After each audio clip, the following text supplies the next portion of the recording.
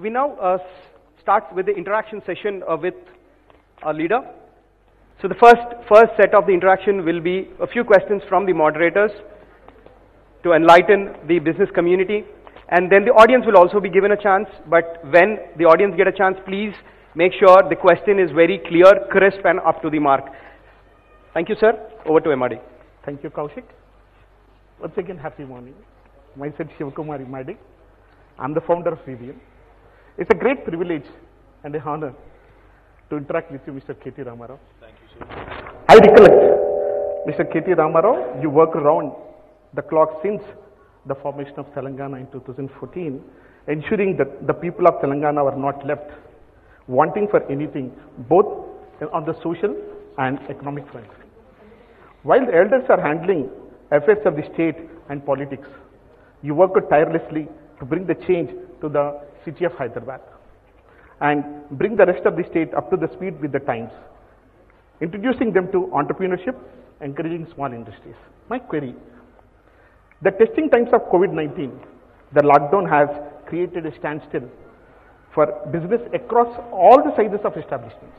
You name it, what kind of support these business expect from the government, be it a small, medium, and the large?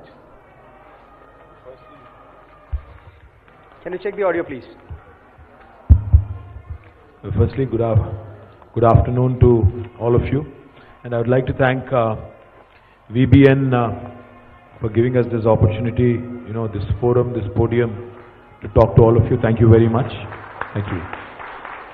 To both Shiv and Kaushik, I think you go by MRD, is it? Yeah. MRD and Kaushik, thank you.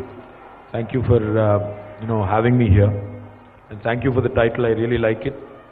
Calling it Hushar Hyderabad is basically awakening the senses in every Hyderabadi, that you have to think before you get inked. So thank you very much for that as well. Going back to COVID, can I speak in Telugu if that's okay?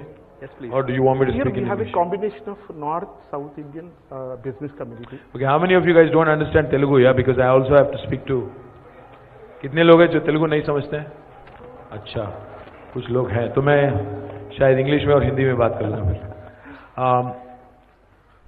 In fact, when COVID, came into our state in March, and then the lockdown, and subsequently, the shutdown of the entire city, and then followed by, the lull in business, which has affected the entire business community, and not only business community. In fact, if you think about it, आज Covid ने दुनिया में किसी को नहीं छोड़ा. मतलब every government has been affected, every country has been affected, every individual has been affected, every institution has been affected, and every business has been affected at some level or another. So, as part of our efforts, we have done a few things which I think have helped, but I think there's still a lot more to be done. The few things that we've done, for example, Honorable Chief Minister announced yesterday, or in fact day before yesterday, that for the period, the lockdown period, for the 6 months, the previous 6 months that is, the power charges will be actual, demand charges and not, as they were in the past. So that's one of the things I think which offered a bit of a succor and a bit of relief for the business community. Secondly, we also have ensured, even during the lockdown, that any institution that had to run, like which had mission critical business activity like life sciences, like pharmaceuticals, etc., they were also given all kinds of passes, and even the supply chain that kind of supplies, to the raw material or the finished goods, in terms of logistics, they were also given all kinds of logistical support by the government. Besides these two things, I think in the lockdown period, a basic subsistence package has been given to all the industrial workers, everybody who's BPL. They have been supported. In fact, I am delighted that even the business houses had come together in a big way and have supported the state. A lot of people have contributed, in fact, to the Chief Minister's Relief Fund. In fact, business houses have come forward also and helped on their own. Several NGOs which have contributed in kind and in cash to the poorest of the poor. So on the whole, I think we fought this COVID as a humanity together, both governments, individuals, institutions, NGOs, etc. but the way forward. Government of India and state governments in the country, we have to start infusing money into economic activity. We have to start infusing money into creation of infrastructure. We have to pump in money to ensure that economic activity revives quickly. Only then, every single business, that is in the whole food chain can start again, on the path of recovery. Now, what do I mean exactly? John F. Kennedy had said very famously at one point, it said, America does not have good highways because it is rich. America is rich because it has good highways. The point I'm trying to make is, good infrastructure is the fundamental thing for furthering a country or a region's development or a state's development. Now, with the kind of medical infrastructure we have and how inadequate it is, after having been exposed across the world, not just in Telangana for that matter, every government, we have no choice but to start investing in healthcare infrastructure, in road infrastructure, especially after the floods in Hyderabad. We have no choice but to invest in our nalas, our lakes, our water bodies. So what this infrastructure investment will do, this capital expenditure will do, is that will spur further business activity, that will encourage our steel traders, that will encourage our cement companies, that will encourage our distributors, that will encourage our construction companies, that will encourage our agencies. So this role of a rupee is what ultimately economy is all about. And I think government is headed in that right direction now, the state government. And we are also working, of course, we're looking at what Government of India has to offer. They called it an Atmanirbhar package, 20 lakh crore stimulus. I don't know how many people have been helped by the 20 lakh crore package. I don't know if there are any people in this room who have received any help. किसी को मिला यहाँ पे 20 लाख करोड़ में से 2-4 लाख करोड़ किसी को मिला यहाँ पे? पता नहीं, मुझे तो कोई, अभी तक मैंने इस देश में तो किसी को नहीं देखा. बट एक बात तो मैं कहना चाहता हूँ, चाहे किसी को अच्छा लगे बुरा लगे, मुझे उसमें बोलने में झिझकना नहीं चाहिए. एक बात तो जरूर कहूंगा कि लॉकडाउन शुरू होने से पहले ही स्लो डाउन कभी का शुरू हो गया था. 8 क्वार्टर, एक नहीं दो नहीं, बल्कि 8 क्वार्टर का slow down, 8 consecutive quarters of slowdown landed in the lockdown, which resulted in a recession today. So it is not like we did not know. It is not like a suddenly आ चुका है, corona की वजह से सब खत्म हो चुका है, ऐसा कुछ नहीं है. 8 quarters have been affected because of 2 policies.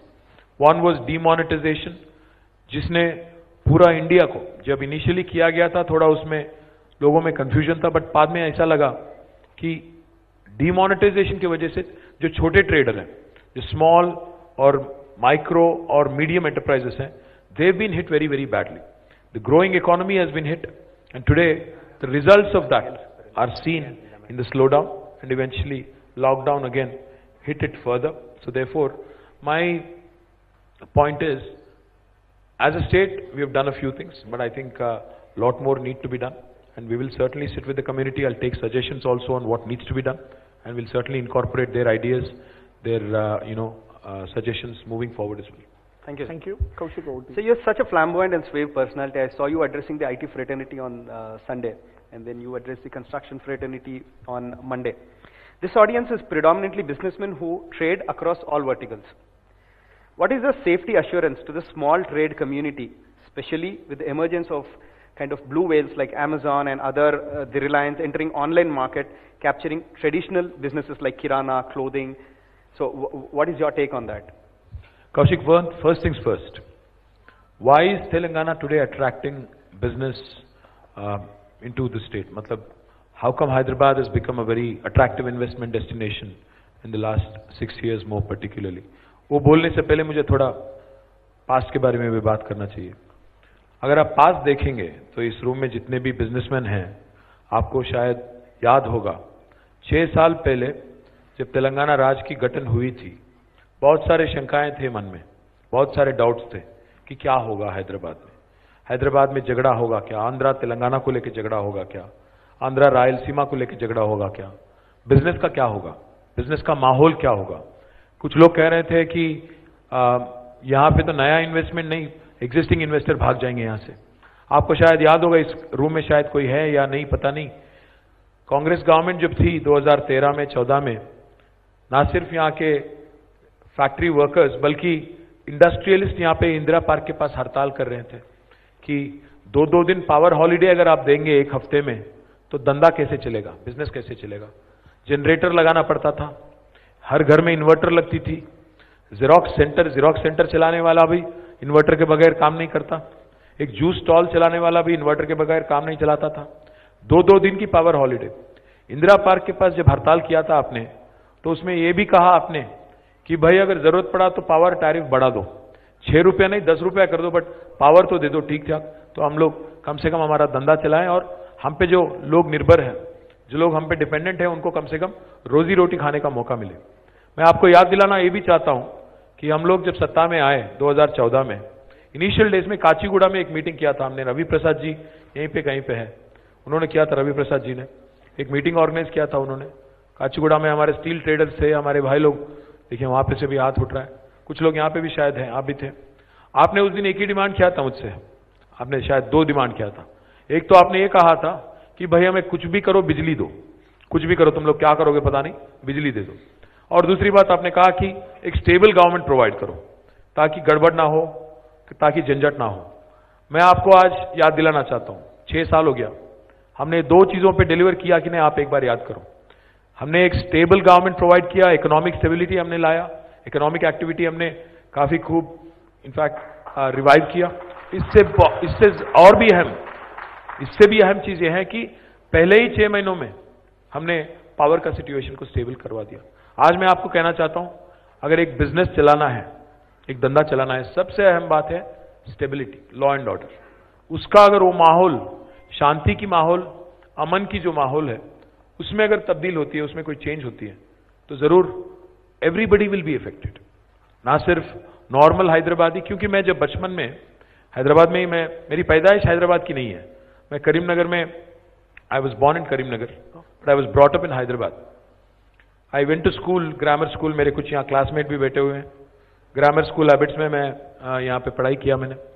तो तभी मैं देखता था हर साल हमें, आपको शायद याद होगा इसमें काफी सारे लोगों को, हर साल जब हम स्कूल में थे, हर साल कम से कम 7 से 10 दिन कर्फ्यू लगता था, हर साल विदाउट ए फेल।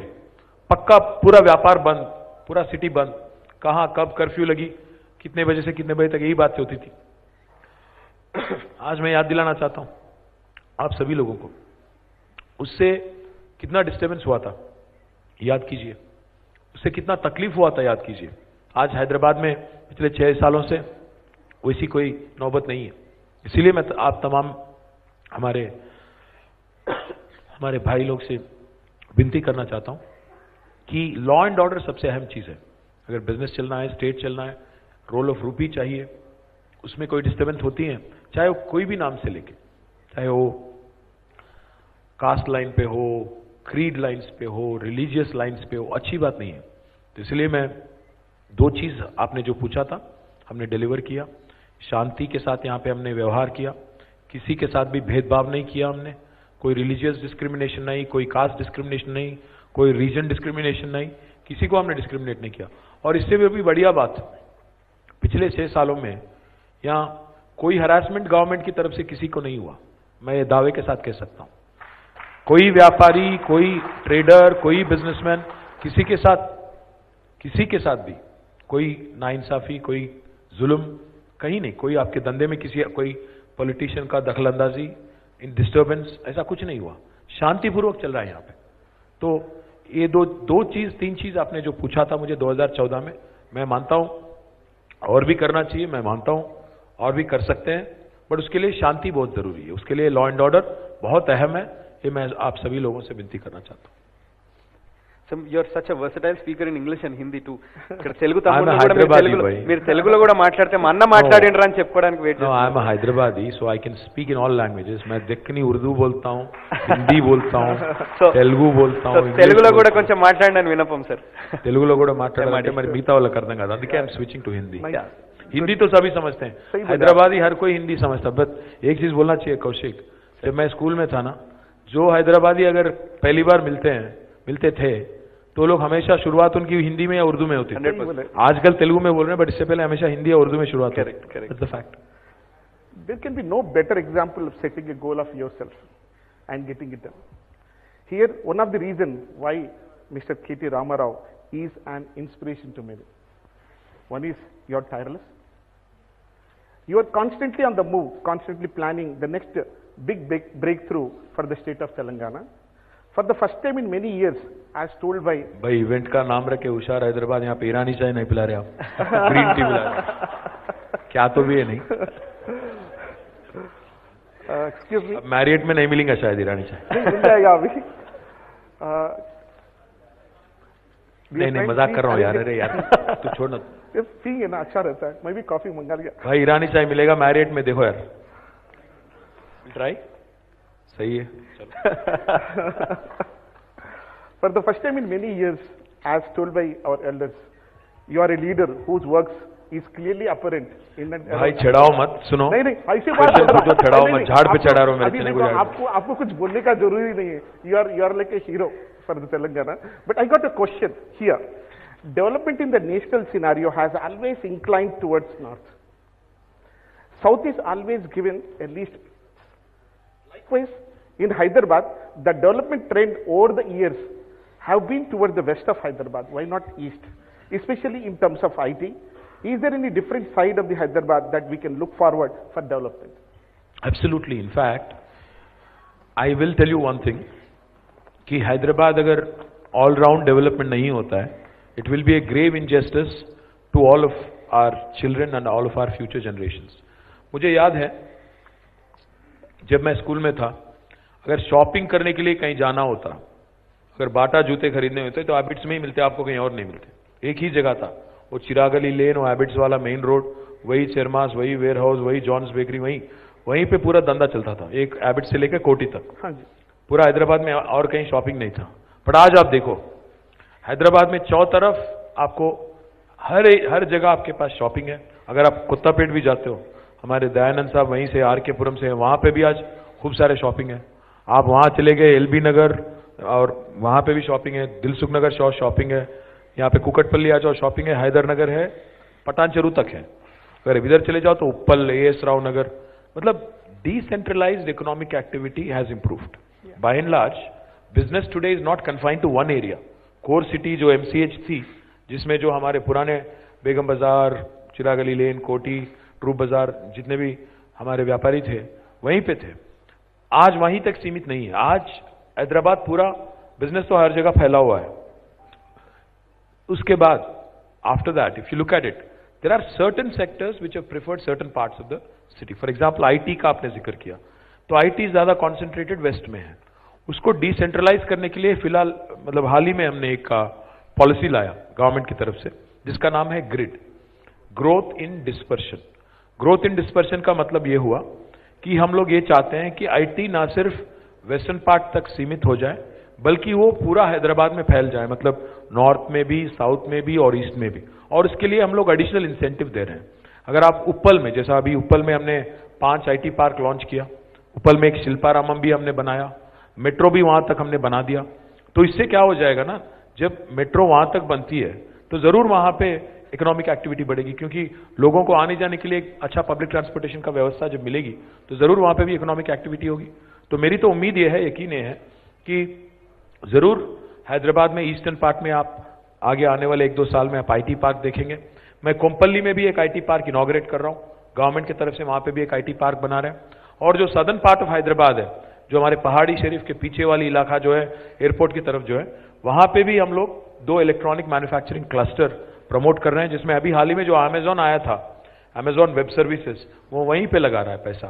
तो मैं आप सभी लोगों से कहना चाहता हूं, we are committed to 2 things. We are committed to decongesting the city of Hyderabad.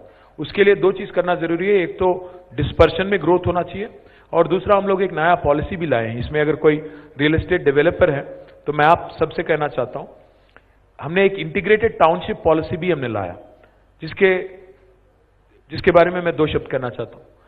क्या है integrated township?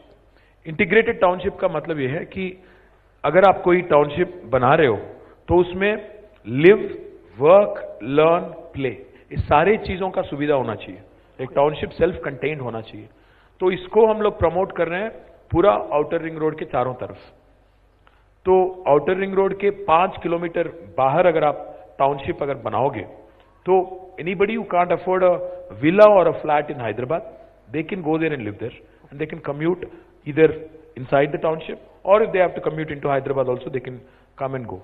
So idea is to decongest the core city, create counter magnets around ORR, so that this core city is decongested and people also have better quality of living. So these are the two things I am very confident about, which will improve, the growth all around Hyderabad. And if you look at life sciences also, आज हैदराबाद पूरा दुनिया का vaccine capital है. आज हम लोग corona के time पे हैं, बहुत सारे लोग वैक्सीन की बात कर रहे हैं. कल प्रधानमंत्री और मुख्यमंत्री जी भी बात कर रहे थे वैक्सीन के बारे में. आज शायद पता नहीं कितने लोगों को यहाँ पे पता है, हैदराबाद आज दुनिया का वैक्सीन कैपिटल है. पूरा दुनिया में जितना वैक्सीन बनता है उसमें से 1/3 हमारे ही यहाँ बनता है. अगर आज दुनिया में कहीं भी एक बच्चा अगर उसको वैक्सीन शॉट दिया जा रहा है, उसमें 1/3 चांस है, 33% चांस है कि वो हैदराबाद में बना हुआ होगा. सो इतना मतलब चुस्ती से हम लोग आगे बढ़ रहे हैं वैक्सीन और बायोलॉजिकल बायोटेक एरिया में भी और फार्मास्यूटिकल्स में भी. लाइफ साइंसेस, आईटी और aerospace and industry, I see a great future and electronics for these industries in Hyderabad, in and around Hyderabad. और बाकी ट्रेडिशनल बिजनेसेस तो है, but these 4 things I am very upbeat about.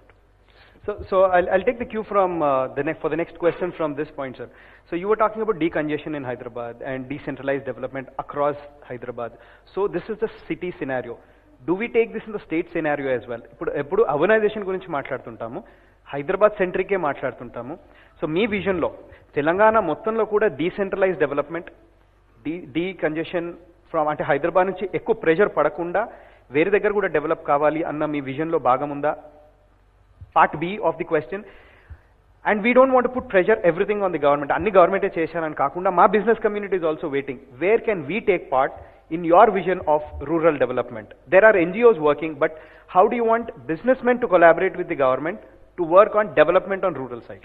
Kaushik, Hyderabad in a way is a blessing to the state, and sometimes Hyderabad in a way also is a bit of a challenge, in terms of decentralizing development.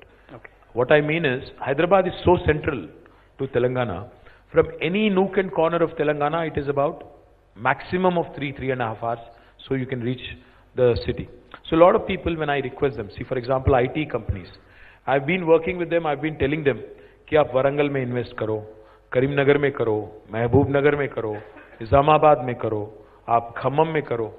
Unfortunately they say Hyderabad इतना अच्छा जगह है, हमारे employees भी यहीं पे आएंगे, अगर मेरा कोई विजिटर भी आ रहा है बाहर से तो हैदराबाद में ही आएगा, वो थोड़ी खम्मम जाएगा, वो थोड़ी करीमनगर जाएगा. So it becomes sometimes a challenge to sell these cities, because Hyderabad is so attractive.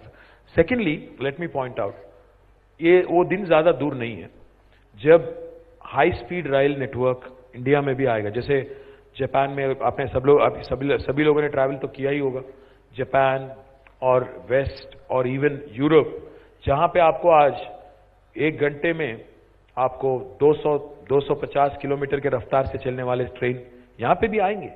जब वो साकार हो जाएगा, then what will happen is it does not matter. आप जब हैदराबाद में रहते हुए करीमनगर में काम कर सकते हो, आधा घंटे में पहुंच सकते हो, और करीमनगर में रहते हुए हैदराबाद में भी काम कर सकते हो, आधा घंटे में आते हो, आधा घंटे में वापस जाते हो.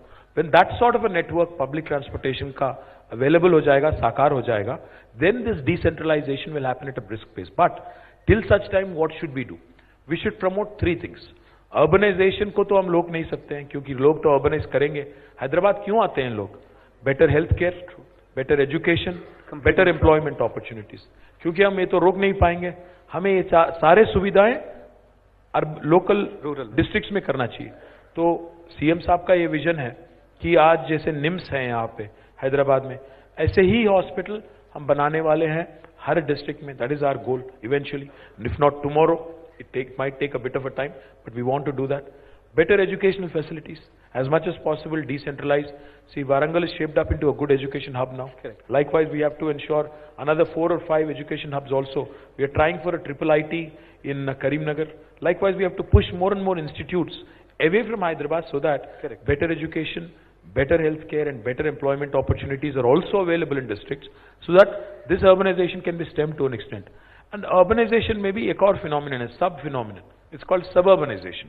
Now, suburbanization so as not to congest Hyderabad, so as not to create more traffic in Hyderabad, हमें एक काउंटर मैग्नेट हैदराबाद के आउटर रिंग रोड के पास बनाना चाहिए, जिसके तहत क्या होगा कि आप वहीं तक सीमित कर सकते हो. Hyderabad can continue to grow. आज अगर कोई बोलता है हैदराबाद, मैं मानता हूं जीएचएमसी ही हैदराबाद नहीं है. जो आउटर रिंग रोड तक आज जो एरिया आपको दिखता है 2000 स्क्वायर किलोमीटर से ज्यादा, उसमें भी उसको हम लोग हैदराबाद अर्बन एग्लोमरेशन बुला सकते हैं. ये सारे जो आउटर रिंग रोड के भीतर है वो सारा एरिया को हम लोग हैदराबाद मान सकते हैं. तो I think we have to do suburbanization properly, ensure that better public transportation is provided, and more importantly, districts में भी ऐसे अगर education और health care opportunities create करेंगे, तो I think that will address the problem to a large extent. So would you encourage the private business owners Absolutely. to develop this infrastructure Absolutely. In fact, that's the thing. I think government by itself cannot do everything. In fact, public-private partnership is the only way to go forward, and businessmen will have many opportunities to invest in districts, to partner with government. In fact, townships आप बना सकते हैं. In fact, you can work with the government in creating more and more infrastructure on multiple fronts. So, without a question, yes, that is the way forward. Thank you, sir. Yeah. जैसे अपनी Hyderabadi language में आप कभी new incubator पे काम करते, कभी foreign जाते, कभी इन्वेस्टर से मुलाकात कर लेते, ये सब होल तेलंगाना डेवलपमेंट की करते, कोई डाउट नहीं इसके ऊपर. लेकिन जो हमारे बिजनेस कम्युनिटी है, ये जो पूरी जो है आईटी पे काम हो रहा है, what you suggest how the business community going to make ease of Telangana, in future of Telangana में ये business community क्या रोल कर सकते हैं, क्या सजेस्ट करते हैं इसके बारे में? I think दो सजेशन है मेरे, दो राय है, अब दो सलाह है. एक तो यह है कि सेकेंड जनरेशन के लिए अगर आप एक बिजनेस चला रहे हो, नेक्स्ट जनरेशन भी आप उसी में लाना चाहते हो. शायद बहुत बार ऐसा हो जाता है कि when your children are exposed to the West, to new businesses, to technology, etc., उनका रुचि आप ही के जैसा होना चाहिए, ऐसा ही कोई जरूरी नहीं है. They might want to diversify, they might want to do more things. Please encourage them, क्योंकि नेक्स्ट जनरेशन जो है, आप अगर आप ठीक से उनको एनकरेज करेंगे, उनके ड्रीम्स को अगर आप नर्चर करेंगे, तो बहुत सारे नए बिजनेस अपॉर्चुनिटी है. क्योंकि मैं जैसे देखता हूं, अगर आप 25 साल पहले देखेंगे, जिस जगह जिस स्टेज पे चाइना था, आज हम लोग उस स्टेज पे हैं. तो चाइना अगर आप देखो या अमेरिका अगर आप देखो, अमेरिका 30-40 साल पहले जहां था, आज हम लोग वहां पे हैं. तो आप ये मान के चलो, ये सोच के चलो कि उनको पिछले 25 साल में वहां कैसे कैसे बिजनेस वहां बने, वो यहां पे भी वही होंगे, बट थोड़ा एक्सेलरेटेड और तेजी से यहां पे काम होगा. तो please encourage your children to look at new frontiers, to look at newer opportunities. Please don't get fixated on your existing business. आपका जो लाइन ऑफ एक्टिविटी है उसी में आप अगर आपके बच्चों को भी आप लाना चाहेंगे, शायद थोड़ा वहां पे फ्रिक्शन हो सकता है. इसलिए my request you is please consider that first thing. And secondly, even your current line of business, what ever it is, it could be steel, it could be cement, it could be tiles, it could be whatever, it does not matter. Even that, please do it with the sense that you're competing with the world. Because in today's world, where you have to compete with Amazons, with the hypermarts of the world, where value is what people look at, value proposition is what people look at, you'll have to compete with all these giants. For you to be able to compete with them, you'll also have to up your game in the existing business. So, जैसे कहते हैं, skill, upskill and reskill, वो business के लिए भी लागू होता है. जो जॉब सीकर के लिए हम बोलते हैं ना, आप स्किल डेवलप करो, रीस्किल करो, अपस्किल करते रहो अपने आप को, बिजनेस के लिए भी वही लागू होता है. आप लोग या तो नया कुछ एक्वायर करना चाहिए, नया कुछ टैलेंट एक्वायर करना, या नया डाइवर्सिफिकेशन में जाना होगा, वरना एग्जिस्टिंग गेम को आपका एलिवेट करना होगा. दो चीज करना होगा. इसके लिए गवर्नमेंट क्या कर सकती है? आप work with us, you look at the incentives that we offer for your expansion, we offer customised incentives. तो आप अगर और भी गवर्नमेंट को अगर आप कुछ चाहते हो गवर्नमेंट से, तो जरूर बताइए. We will try and incorporate it in our policy as well. Sir, business community की उस पर थोड़ा गवर्नमेंट ध्यान दिए तो जो भी इंसेंटिव आना चाहिए कल की तारीख में. Yes, in fact one of the things I have to tell you is this year we had allocated 1500 crores for clearing incentives, but unfortunately as soon as corona hit us, our entire balance sheet has gone for a toss.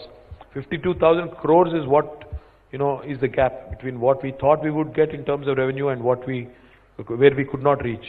So that is one area which suffered, but incentives, yes, that is a serious issue. I understand it. बोलना सही है, गलत है, लेकिन हमारा जो business community है, ये जो है बहुत टैक्स पेयर्स है, गवर्नमेंट बहुत कुछ देता है, लेने भी बहुत कम है हमारे पास, कुछ है ही नहीं, वही बोल सकते हैं. मैं एक बात कहना चाहता हूँ, टैक्स पेयर्स की क्योंकि बात हो रही है, टैक्स पेयर्स की, मैं एक बात कहना चाहता था, आपको मालूम है तेलंगाना ने पिछले 6 सालों में कितना टैक्स पे किया सेंट्रल गवर्नमेंट को? 2,72,000 करोड़, 2,72,000 करोड़। क्योंकि ये मैं एक बात कहना चाहता हूं, आजकल बार बार क्योंकि जीएचएमसी इलेक्शन चल रहा है, कुछ हमारे मित्र जो है कुछ कहते हैं आजकल, वो कहते हैं कि हमने तेलंगाना को 1 लाख करोड़ दिया। मैं इसीलिए कह रहा हूं इस सब, तेलंगाना पिछले 6 सालों में सेंट्रल गवर्नमेंट को, दिल्ली को हमने कंट्रीब्यूट किया 2,72,000 करोड़। वापिस हमें कितना मिला पता है आपको? 1,40,000 करोड़। मतलब जो डेवल्यूशन के तौर पे, जो फाइनेंस कमीशन ग्रांट के तौर पे हमें मिलता है, वापस हमें मिला 1,40,000 करोड़। मतलब गया 1 रुपया, आया वापस 8 आना। तो अब जब अमित शाह जी यहां पे आते हैं, कहते हैं कि हमने आपको 1 लाख करोड़ दिया, तो मैंने भी कहा उनसे, भाई अगर लेन देन की बात आती है तो दिया तेलंगाना ने, लिया आपने क्या दिया हमें? हम तो दिए हैं आपको 1,30,000 करोड़ रुपया, और वो 1,30,000 करोड़ हम वापिस नहीं मांग रहे हैं। हम जानते हैं देश को भी चलाना होता है, बाकी राज्य भी ऐसे हैं जो बैकवर्ड है, वहां पे भी पैसा लगाना होता है। बस यही बात मैं कह रहा हूं कि आप ये ना बोलो कि आपने हमें कुछ दिया। इनफैक्ट अगर दिया किसी ने इस देश को, तो तेलंगाना की जनता, तेलंगाना के जो टैक्स पेयर है, क्योंकि आपने टैक्स पेयर का आपने जिक्र किया, तेलंगाना का जो टैक्स पेयर है, तेलंगाना का जो आम आदमी है, उसने आपको कुछ दिया। आप इस बात पे थैंक्स भी बोलिए। कभी अगर आप आते हैं यहाँ पे कुछ कहते हैं तो तेलंगाना का जनता को भी थैंक्स बोल दीजिए एक बार, क्या फर्क पड़ता है? సార్ నెక్స్ట్ క్వశ్చన్ మీరు తెలుగులో ఆన్సర్ చేయాలని ఫ్యాన్స్ డిమాండ్ ఉంది సార్.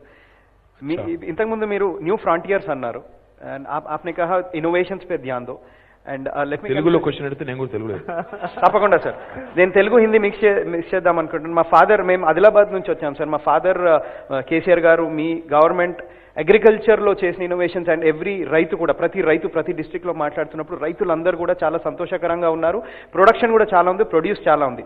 సో నేను నెక్స్ట్ జనరేషన్ కాబట్టి, సో నేను ఇన్నోవేషన్స్ గురించి ఆలోచించాలి కాబట్టి, నేను న్యూ ఫ్రాంటియర్స్ చూడాలి కాబట్టి, ఆ ప్రొడ్యూస్ని యూజ్ చేస్తూ అగ్రో ప్రాసెసింగ్ ఇండస్ట్రీస్ని హైదరాబాద్ హబ్గా, అలైడ్ బిజినెస్ని ఎలా ఇంప్రూవ్ చేసుకోవచ్చు? Agri products or agri processing industries, how do you think they can grow? Kaushik, పోయిన 6 సంవత్సరాల్లో తెలంగాణ రాష్ట్రం వచ్చిన తర్వాత గౌరవ ముఖ్యమంత్రి గారు వ్యవసాయం మీద, ఇరిగేషన్ మీద, సాగునీటి రంగం మీద చాలా దృష్టి పెట్టినారు. దానివల్ల ఏమైందంటే ఈరోజు మీరు చూసినట్టయితే దేశంలో ఎక్కడా లేని విధంగా మన దగ్గర అగ్రికల్చర్ ప్రొడక్షన్ బాగా పెరిగింది. నేను చెప్తున్న మాట కాదు, ఫుడ్ కార్పొరేషన్ ఆఫ్ ఇండియా చెప్తున్న మాట. ప్యాడీ తీసుకుంటే దేశంలో 2వ స్థానంలో ఉన్నాం మనం ఈరోజు. కాబట్టి కేసీఆర్ గారు అప్పుడెప్పుడో మహాకవి దాశరథి అన్నారు, మా తెలంగాణ కోటి రత్నాల వీణాని. కేసీఆర్ గారి నాయకత్వంలో తెలంగాణ 1.5 ఎకరాల మాగాణం కూడా అయింది. అది చాలా గర్వంగా చెప్తా ఉన్నా. కాబట్టి ఈ 1.5 ఎకరాల మాగాణంలో వ్యవసాయ ఉత్పత్తులు ఇబ్బడి ముబ్బడిగా పెరుగుతున్నాయి, చాలా పెద్ద ఎత్తున పెరుగుతున్నాయి. అది వరి కావచ్చు, కాటన్ కావచ్చు, మెయిజ్ కావచ్చు, అన్నీ పెరుగుతూ ఉన్నాయి. ఇప్పుడు కేసీఆర్ గారి ఆలోచన ఏంటి అంటే, వీటి కోసం, ఈ వ్యవసాయ ఉత్పత్తుల కోసం అపారంగా నీళ్ళు వచ్చిన తర్వాత అపారంగా వ్యవసాయ ఉత్పత్తులు పెరుగుతాయి. కాబట్టి now we have to create special food processing zones. ఉదాహరణకి తెలంగాణలో ఎప్పటి నుంచో రైస్ మిల్స్ ఉన్నాయి, కానీ ఇప్పుడు కేసీఆర్ గారు ఏమంటున్నారు, రైస్ మిల్స్ కానీ, జిన్నింగ్ మిల్స్ కానీ, స్పిన్నింగ్ మిల్స్ కానీ, వీటిని మనం ఒక పద్ధతి ప్రకారం తీసుకొని రావాలి. ఎక్కడెక్కడ ఆ గ్రోయింగ్ ఏరియాస్ ఉన్నాయి, ఎక్కడెక్కడ క్రాప్ ప్యాటర్న్స్ బట్టి, క్రాప్ కాలనీస్ బట్టి మనం వీటిని కూడా మనం జిల్లాల వారీగా డీసెంట్రలైజ్ చేసినట్టయితే, కేవలం ఐటీ ఒకటే కాదు, there are so many other industries which can be encouraged. వాటిని ఎంకరేజ్ చేసి మనం జిల్లాలలో వివిధ చోట్ల ఎక్కడెక్కడైతే మనకు జాగా ఉందో పెడితే బాగుంటుందన్న ఉద్దేశంతో స్పెషల్ ఫుడ్ ప్రాసెసింగ్ జోన్స్ అనే ఒక కొత్త ఆలోచన తీసుకొచ్చారు. దాదాపు 600-700 ఎకరాల స్థలంలో పెద్ద పెద్దగా పెట్టి, అందులో చిన్న వాళ్ళకి పెద్ద వాళ్ళకి అందరికి కూడా పెట్టి, అంటే ఉదాహరణకి ఎవరైనా పెద్ద ఇన్వెస్టర్ వచ్చి నేను పెడతాను ఇక్కడ ఫుడ్ ప్రాసెసింగ్ జోన్ అంటే, ఫుడ్ ప్రాసెసింగ్ జోన్లో ఇన్వెస్ట్మెంట్ పెడతానంటే వారు కూడా వచ్చేటట్టు ఉండాలి. అట్ ద సేమ్ టైం గ్రామీణ ప్రాంతాల్లో ఉండే మన మహిళలు ఎవరైనా ముందుకొచ్చి మేము కూడా ఒక యూనిట్ పెట్టుకుంటాం ఇక్కడ, మేము ఒక 4 సంఘాలు, మహిళా సంఘాలు కలిసి అంటే వారికి కూడా అక్కడ జాగియాలి. We have to coexist. So that is the idea. అందులో మళ్ళీ కామన్ ప్రాసెసింగ్ ఫెసిలిటీస్ ఉండాలి. సో అది కూడా ఇప్పుడు ప్రమోట్ చేస్తున్నాము. It is still on the drawing board, but I believe that is the future. ఎందుకంటే India is also going to get used to processed food in a big way, and we'll start exporting to the world also in a big way. In fact, lockdown time lo CM garu పదే అన్నారు, మిగతా రంగాలు వదిలిపెడితే వ్యవసాయం మాత్రం lockdown లో చాలా కీలకం. ఎందుకంటే 132 కోట్ల మంది భారతీయులకి భోజనం పెట్టే, తిండి పెట్టే పరిస్థితి ప్రపంచంలో ఏ దేశానికి లేదు. మనది మనమే చేసుకోవాలి. స్వయం సమృద్ధి సాధించాలి, ఇతర దేశాలకు కూడా ఎగుమతి చేయాలి అన్నప్పుడు ఇతర దేశాలతో కాంపిటిటివ్గా ఈ ఫుడ్ ప్రాసెసింగ్ జోన్స్ పెట్టి అందులో ఉత్పత్తి చేసే వస్తువులను కూడా కాంపిటిటివ్ ప్రైస్లో చేయగలగాలి. And for that you need good policies and for that you need a good enabling ecosystem and that is what Telangana is planning. So ఇప్పటికీ మంచి ఫ్రూట్స్ తినాలంటే థాయిలాండ్ నుంచి ఇంపోర్ట్ చేసుకోవాలనే మనకి ఎప్పుడు ప్రతీది. సో రాబోయే కాలంలో ఆ ఫ్రూట్స్ అన్ని కూడా తెలంగాణలోనే పండాలని మా కోరిక. I hope so. There is a saying, posers talk about doing, but achievers. అదే రకంగా ఇప్పుడు we would like to know your value views on how safe is Hyderabad from a religious aspect. How secured is the city Hyderabad is the point of view of the world secularism. అంటే మీరు చూస్తే ఈరోజు హైదరాబాద్లో today we have more than 5 lakh CC cameras. We are the city with the most number of CC cameras in the country. In fact, इस देश में जितने भी CC कैमरा हैं उसमें से 65%, 65% are in Hyderabad. So the reason why we have done this is because सबसे अहम चीज अगर इकोनॉमिक एक्टिविटी होना है, जॉब क्रिएशन होना है, सिटी को चलाना है, सिटी में इंफ्रास्ट्रक्चर बनना है, यहाँ पे रोजगार चाहिए, सबसे इंपॉर्टेंट चीज, top most important thing is law and order.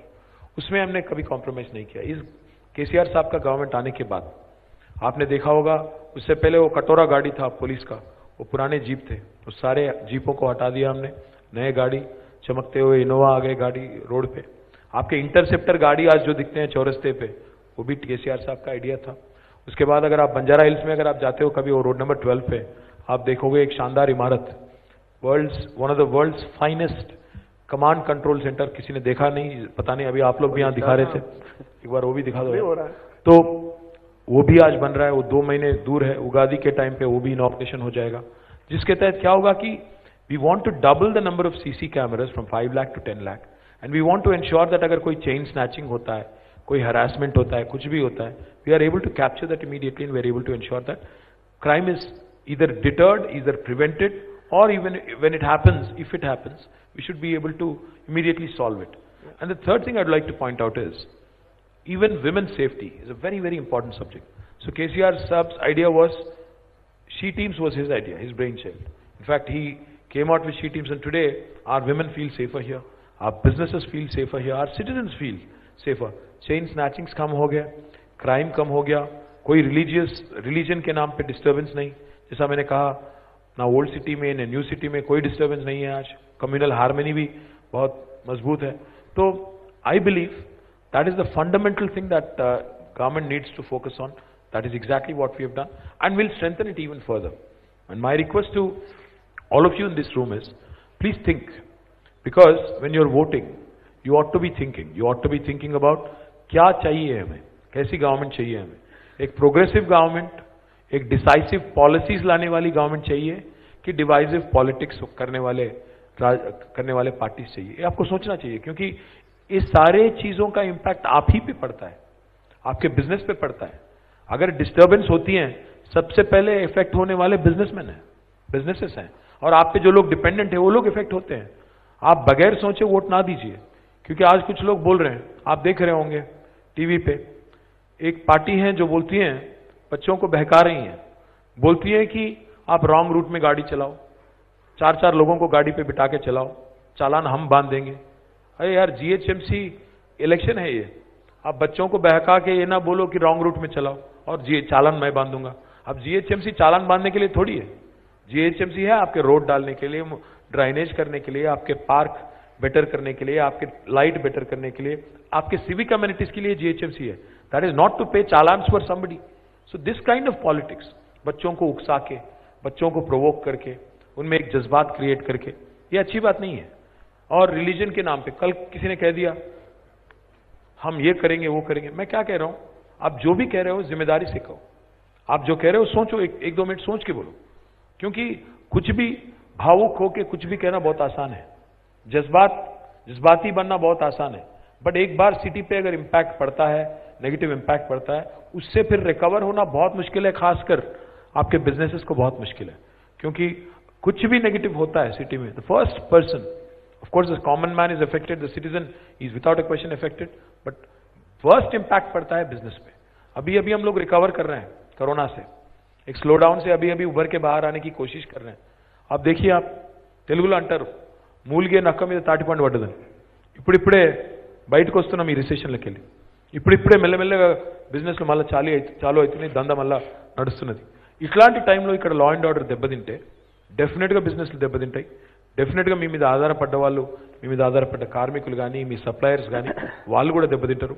దయచేసి అందుకే బిజినెస్ కమ్యూనిటీ కూడా ఆలోచించాలి, ఎలాంటి హైదరాబాద్ కావాలి, అభివృద్ధి ప్రోగ్రెసివ్ పాలసీస్ ఎజెండాగా ఉన్న హైదరాబాద్ కావాలన్నా, తెల్లారు లేస్తే కిరికిరి పెట్టుకునే హైదరాబాద్ కావాలన్నా, తెల్లారు లేస్తే పంచాయతీ పెట్టుకునే హైదరాబాద్ కావాలన్నా, టీఎస్ ఐ పాస్ కావాలన్నా, कर्फ्यू పాసులు కావాలన్నా, ఏం కావాలి ఆలోచించుకోండి.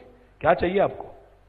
आप एक जीएचएमसी का इलेक्शन है, मैं जानता हूं, बट इसमें कोई लोग कुछ भी गैर जिम्मेदार बात कर रहे हैं. कोई बोलता है ये बाबर, बिन लादेन और दूसरों के बीच में इलेक्शन है. बाबर कौन है, बिन लादेन कौन है, ये कहां से आ गया हैदराबाद में? हैदराबाद बल्दिया इलेक्शन में इन सबको लाने की क्या जरूरत है? ये कहां की रीत है भाई? मैं क्या कह रहा हूं, भावुक करने के लिए, लोगों को जज्बात एक उकसाने के लिए कुछ भी बोलते हो क्या? बाबर बिन लादेन कौन है यहाँ पे? मेरे को तो नहीं मालूम, मैं देखा नहीं, यहाँ पे वोटर लिस्ट में नहीं हूं. यहाँ पे किसी को भी लाके कुछ भी बोल के तमाशा कर रहे हैं, ये अच्छी बात नहीं है. बिल्कुल बिल्कुल सरासर गलत है. ये पूरा सिटी के लिए अच्छी बात नहीं और पूरा स्टेट के लिए भी अच्छी बात नहीं है.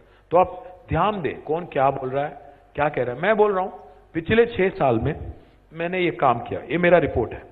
बच्चे आपको रिपोर्ट कार्ड देते हैं ना, आपके टेबल पे रखे हुए हैं, आपके टेबल पे रखे हुए हैं, आप देख लो. अगर इसमें मैं झूठ बोला हूं तो आप मुझे पनिशमेंट दो. अगर मैंने बोला नहीं, मैंने इसमें कुछ बताया और उसमें किया नहीं, मैंने ऐसे कुछ भी फेंक दिया, आप मुझे पनिशमेंट दो. मैं एक और बात भी कहना चाहता हूं. अभी मैंने पूछा आप लोगों से 20 लाख करोड़ में से किसको कितना मिला. यहां पे तो एक भी बिजनेसमैन नहीं है जिसको कुछ मिला. मैं एक और बात भी याद दिलाना चाहता हूं आपको. इलेक्शन के टाइम पे कुछ भी बोलते हैं. हमारे जो बड़े साहब है दिल्ली में, 2014 में उन्होंने कहा था आप जन धन खोलो, मैं धन 15 लाख देता हूं. बोले क्या हुआ, मिला किसी को 15 लाख? अब पूछे तो अच्छा नहीं लगता उनको. अमित शाह साहब को पूछे कोई क्या हुआ सर 15 लाख क्या हुआ, वो बोले अरे वही वो तो जुमला था.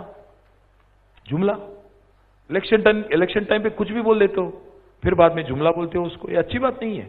मैं क्या कह रहा हूं, Hyderabadi should think, Hyderabad should think, we should all think collectively कि कैसा राज चाहिए, कैसा गवर्नमेंट चाहिए, कैसा बल्दिया चाहिए आपको. हम टीएस बी पास लाए, किस लिए लाए? उसमें हमारा कोई फायदा है? आपको बिल्डिंग परमिशन जल्दी मिले, 21 दिन में मिलना चाहिए, वरना 22वां दिन ऑटोमेटिक है. इससे पहले किसी ने सोचा है? किसी ने नहीं. केसीआर साहब ने सोचा. टीएस आई पास हम लाए, 15 दिन में परमिशन देंगे, वरना 16वां दिन క్లియర్. 15 రోజుల్లో పర్మిషన్ ఇస్తాం, లేకపోతే 16వ రోజు ఇచ్చినట్టే లెక్క డీమ్డ్ అప్రూవల్ అని పెట్టినాం. ఎవరైనా ఆలోచించారా ఇది వరకు? అంటే బిజినెస్ మంచిగా కావాలి, ఈజ్ ఆఫ్ డూయింగ్ బిజినెస్ ఒకటే కాదు, కాస్ట్ ఆఫ్ డూయింగ్ బిజినెస్ తగ్గాలి, క్వాలిటీ ఆఫ్ డూయింగ్ బిజినెస్ పెరగాలి. అప్పుడే నడుస్తుంది వ్యాపారం. వ్యాపారం నడిస్తేనే నలుగురు కార్మికులు బతుకుతారు, నలుగురు కార్మికులు బతుకుతేనే నోట్లోకి 4 ముద్దలు పోతాయి. మరి అందుకే ఆలోచించాలి ఎలాంటి హైదరాబాద్ కావాలి. మన పిల్లలు బయటికి పోతే ప్రశాంతంగా ఇంటికి వస్తారనే ధైర్యంతో ఉండే హైదరాబాద్ కావాలన్నా, లేదా బయటికి పోతే మళ్ళా ఏ కర్ఫ్యూలో ఎక్కడిక్కున్నాడో అనే హైదరాబాద్ కావాలన్నా, 4 ముద్దలు నోట్లోకి పోయే హైదరాబాద్ కావాలా, తెల్లారు లేస్తే కిరికిరి పెట్టుకొని మతం పేరుతో పంచాయతీలు పెట్టుకునే హైదరాబాద్ కావాలన్నా? మతం కాదు, జనహితం ముఖ్యం. ఉద్వేగాలు కాదు, ఉద్యోగాలు ముఖ్యం. దయచేసి ఆలోచించండి. ఆగమాగం కావద్దు. ఎలక్షన్ రాగానే बहक जाना, एक मूड में आ जाना, एक जज्बाती हो जाना बहुत आसान है. मैं भी कर सकता हूं, मैं भी कर सकता हूं, नहीं करना चाहता हूं क्योंकि हैदराबाद बहुत प्यारा है हमारे लिए, इसीलिए नहीं करना चाहता हूं. సార్ మీరు ఇంతకుముందు బాగా చెప్పారు, ఇప్పుడిప్పుడే కోవిడ్ దెబ్బకి మెల్లిగా లేస్తున్నామని అన్నారు. మా బిజినెస్ కమ్యూనిటీ ఏంటంటే సార్, మాకు వ్యాపారంలో చేసే సంపాదించే రూపాయి మీద ఎంత ప్రేమో, మేము ఒక రెంటల్ ప్రాపర్టీ చేసుకొని ఆ రెంట్ వస్తే అంతకన్నా ఎక్కువ సంతోషం ఉంటుంది sir.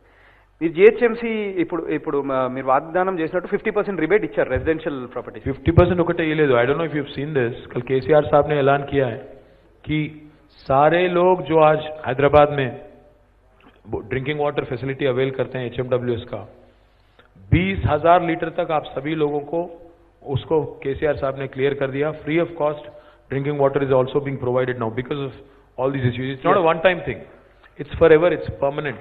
Free water till 20,000 litres. Residential properties కి మీరు 50% రిబేట్ ఇచ్చారు Yes. సార్. కానీ అందరికన్నా ఎక్కువ హిట్ అయింది ఇప్పుడు రెంటల్ ప్రాపర్టీస్ ఉన్న వాళ్ళు. రెంట్ హాలిడేస్ ఇచ్చాము, రెంట్ రిబేట్ ఇచ్చాము. मेरे को बल्दिया को भी चलाना है यार. पूरा अगर माफ कर देंगे तो बल्दिया कैसे चलेगा? सर, और फिर नहीं, एक मिनट कौशिक, एक सेइंग है हैदराबाद में, खाया पिया चल दिया बोल के बोल दिया. बल्दिया का वो हाल था इससे पहले. अगर बल्दिया को कल चलाना भी है तो we also need some money to run, to lay roads, to lay drainages, थोड़ा पैसा भी चाहिए. ఈ ఒక్క సంవత్సరం మీరు రిబేట్ ఇచ్చేది సార్. మేము రెంట్ హాలిడేస్ ఇచ్చాం, రెంట్ డిస్కౌంట్లు ఇచ్చాం. So but it is our pain. మా పాకెట్ నుంచి మేము ఆ హై పేయింగ్ ట్యాక్సెస్ కూడా కట్టాలి. కౌశిక్, నీ ఇంటికి వచ్చిందా లేదా రిబేట్? 50% వచ్చింది కదా, ఇంటికి వచ్చింది కదా, మరి షాప్ కూడా ఎందుకు? రెండా సార్? అన్ఫార్చునేట్లీ నేను కంటోన్మెంట్ లో ఉంటాను సార్. సో ఆ రిబేట్ కూడా నాకు లేదు. Cantonment is run by mod a Saab, ask him.